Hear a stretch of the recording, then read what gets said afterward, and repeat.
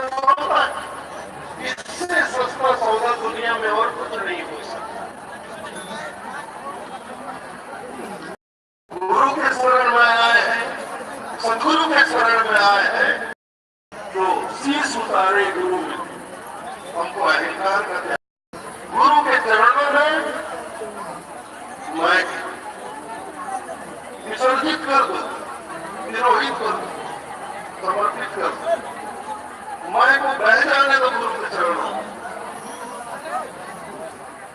तब हमारा कल्याण।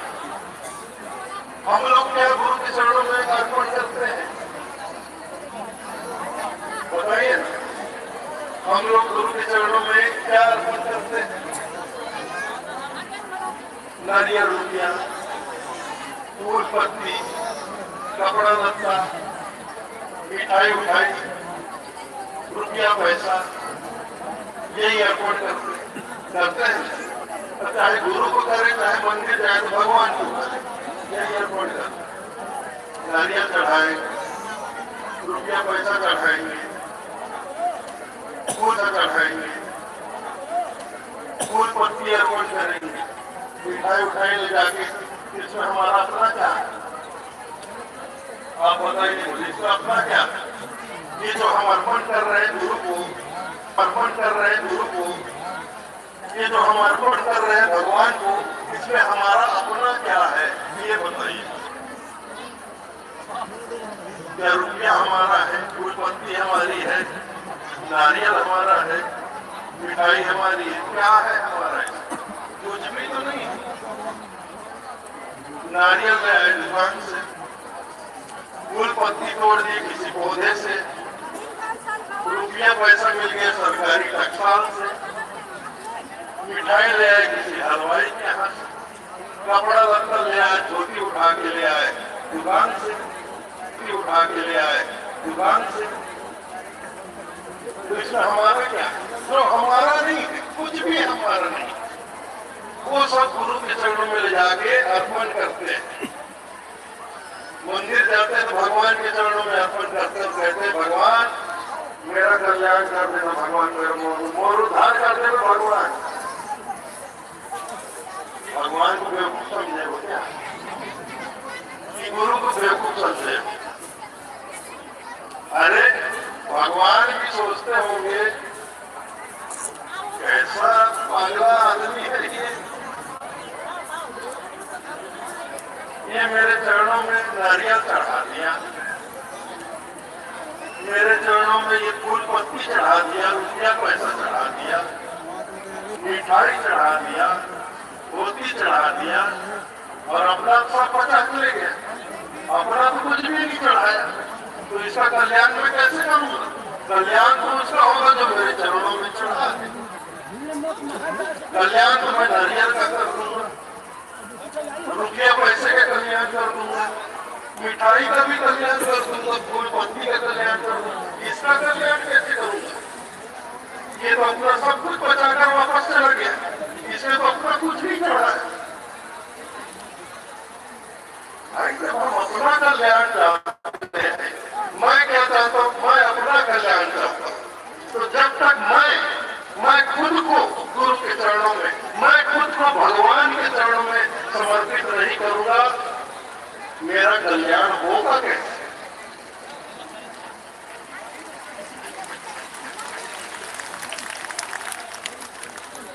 एक ऐसी गांव था, जैसे ये मेरा गवई गांव भरमुड़ा है, ऐसे ये गांव, वहाँ एक शिव जी का, महादेव का, भोले बाबा का बढ़िया सुंदर मंदिर, बढ़िया सुंदर मंदिर था। शिवलिंग रखा था मंदिर के अंदर, और शिवलिंग के ऊपर आपको मालूम है लोटा टंगा रहता है, उसमें पानी, और लोटे में छोटा सा छेद बना के रखते हैं, उसमें पानी भर के रखो, बूंद बूंद शिवलिंग के ऊपर टपकता है। तो वहीं पास के गांव में एक चोर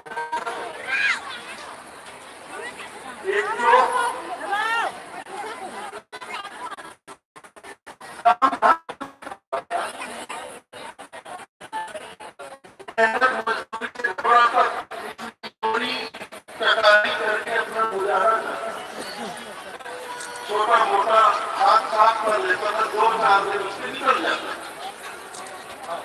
कहीं आसपास गांव में बाजार लगा तो बाजार के दिन वहां चला जाए, तो 2-4 लोगों का पॉकेट मार देता था, तो 200-400-500 रुपये उसके हाथ आ जाते थे। 2-4 दिन उसका खर्चा पानी निकल जाता।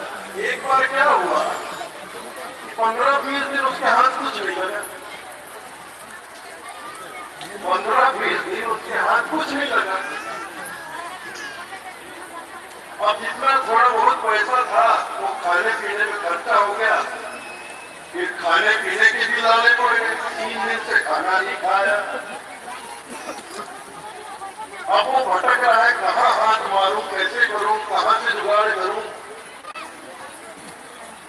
इस बार तो कुछ लंबा हाथ मारना पड़ेगा। ये रोज रोज का 100-200 रुपया से काम नहीं चले। कोई मोटा माल हाथ लग जाए तो 1-8 साल की फुर्सत हो जाए, 1-8 साल आराम से रहूं, मौज से रहूं।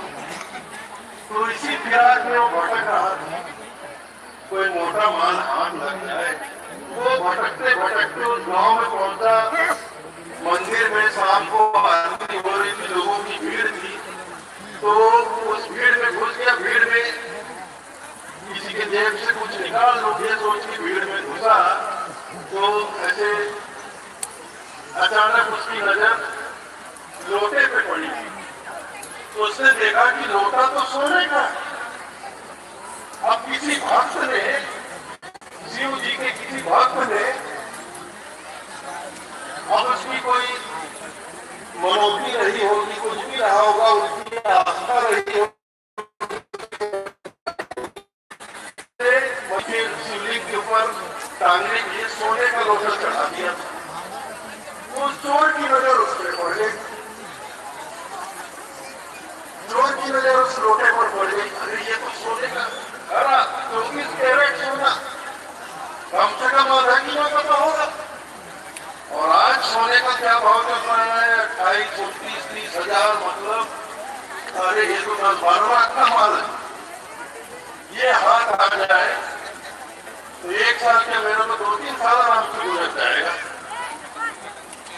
तो बस फिर वो वो ताकना टटोलना छोड़ दिया। अब तो इस लोटे पर ही हाथ मारना है। उसने सोच लिया इस लोटे पर ही हाथ मारूं ताकि मेरा 2-3 साल आराम से गुजरे। तो वो बाहर निकल गया, घूमता फिरता रहा। शाम को आरती हुई, भजन कीर्तन हुआ, फिर धीरे धीरे लोग अपने अपने घर चल गए। जब सारे लोग अपने अपने घर चल गए तो मंदिर का पुजारी था, वो भी धीरे से मंदिर का दरवाजा बंद किया, एक छोटा सा ताला लगाया और पुजारी भी घर चला गया। तो वो चोर था, वही बाजू मंदिर के बाजू में एक पीपल का पेड़ था, उसके नीचे वो सो गया। आधी रात को पूरा गांव सो गया, पूरे गांव में सोआ पड़ गया। गांव के सारे लोग सो गए। आधी रात को चुपचाप उठा। अब वो चोर, ताला तोड़ने का सारा उपाय उसके पास, वो तो चोर था ही। बड़ी आसानी से उसने मंदिर का ताला खोल लिया और अंदर घुसा। शिवलिंग के पास गया और शिवलिंग के ऊपर जो सोने का लोटा टंगा था उसको निकालने के हाथ बढ़ाया तो लोटा थोड़ा ज्यादा ऊंचा टंगा था। हाथ उठाया तो लोटे का हाथ पहुंचा नहीं उसका, तो थोड़ा और उठाया तो भी नहीं पहुंचा, तो एड़ी उठाकर खड़ा हुआ तो भी नहीं पहुंचा। तो सोचो ये तो बड़ी समस्या है, हाथ पहुंच ही नहीं रहा है, तो क्या करो? अब तो एक ही तरीका है, भगवान माफ करना, माफ करना भगवान, मजबूरी भगवान माफ। और चढ़ गया शिवलिंग, वो लोटा को उतारने के लिए शिवलिंग के ऊपर चढ़ गया। अब जैसे ही शिवलिंग के ऊपर वो चढ़ा, गड़गड़ गड़गड़ डमरू हो जाते, महादेव प्रकट हो, भोले बाबा प्रकट हो गए। वाह बच्चा वाह, मैं तेरी भक्ति से बहुत प्रसन्न हूं। मांग बेटा क्या मांगता है, आज तू जो मांगेगा तुझे वो वरदान मिलेगा। तो महादेव को, भोले बाबा को देख के आ गया, चरणों में गिरा, बाबा मुझे माफ करना बाबा, मैं लालच में पड़ गया था बाबा, मैं कोई भक्त नहीं हूँ बाबा, मैं तो चोरी कर। अरे बच्चा, ये तू क्या बात करता है? मेरे यहाँ दूर दूर से लोग आते हैं, हजारों किलोमीटर से लोग आते हैं दर्शन करने, वो मुझे क्या चढ़ाते हैं? कोई नारियल चढ़ाता है, कोई रुपया पैसा चढ़ाता है, कोई मिठाई चढ़ाता है, कोई दूध चढ़ाता है, कोई दही चढ़ाता है, कोई घी चढ़ाता है। अब देखो ये ऊपर मेरे ऊपर टंगा है, अब किसी ने सोने का लोटा चढ़ा दिया, बस यही लोग। तू पहला ऐसा भगत है जिसने दुनियादारी की चीज नहीं चढ़ाई, अपने आप को मुझ में चढ़ाई।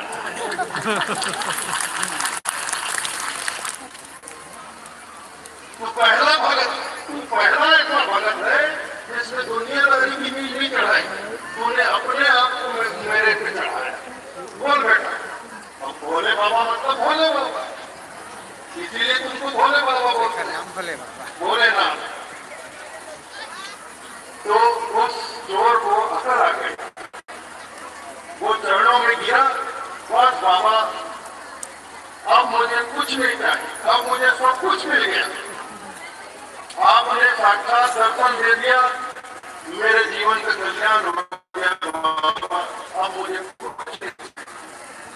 उसने उसी से चोरी चकारी छोड़ दी, भोले बाबा का भक्त बन गया और समाज सेवा में जुड़ गया, दीन दुखियों की सेवा में। तो देखिए, अर्पण चाहे गुरु के चरणों में हो, चाहे भगवान के चरणों में, अर्पण करे तो जो अपना, हमारा अपना वो अर्पण है। तो हमारा अपना क्या है? हमारा है प्रेम, हमारा है विश्वास, हमारी है लगन, हमारी है श्रद्धा, हमारी है भक्ति, हमारा है भाव, हमारा है विश्वास, ये सब हमारी चीजें। तो जो हमारा अपना है, हम वो गुरु के चरणों में, भगवान के चरणों में अर्पण करें। दुनियादारी की चीजों से क्या लेना देना? गुरु को क्या लेना देना? भगवान को क्या लेना देना? गुरु और भगवान हमसे हमारा जो कुछ है, हमारा अपना जो है वो चाहते हैं, दुनियादारी की चीज नहीं चाहते। तो गुरु के चरणों में हम अपना भाव समर्पित करें, अपना प्रेम समर्पित करें, अपनी श्रद्धा, अपनी आस्था समर्पित करें, अपना विश्वास समर्पित करें, अपनी सेवा समर्पित करें। ये हमारी चीज है। और कल्याण चाहिए, अपने जीवन का उद्धार चाहिए, मैं खुद को स्वयं हम की बेलरी गुरु अमृत की खान, शीश उतारे गुरु मिले तो भी सस्ता ज्ञान। ये दुनिया का सबसे सस्ता सौदा है। आप दुनिया में बहुत बड़े बड़े सौदे करते हैं, लाखों करोड़ों के सौदे करते हैं,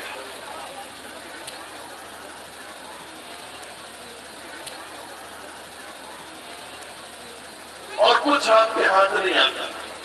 दुनिया में जो सौदे करते हैं आप, अंतिम समय जब हम इस दुनिया को छोड़कर जाते हैं तो दुनिया में सौदा करके जो भी प्राप्त करते हैं वो सब यही धरा रह जाता है, और हम खाली हाथ मुट्ठी बांध के आया जग में हाथ पसारे जाना, हाथ पसारे खाली हाथ इस दुनिया से विदा हो जाते, कुछ हमारे साथ नहीं जाता।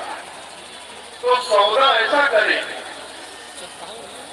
ऐसा कुछ प्राप्त करे सौदे में कि वो सिर्फ इसी लोक में ना रह जाए,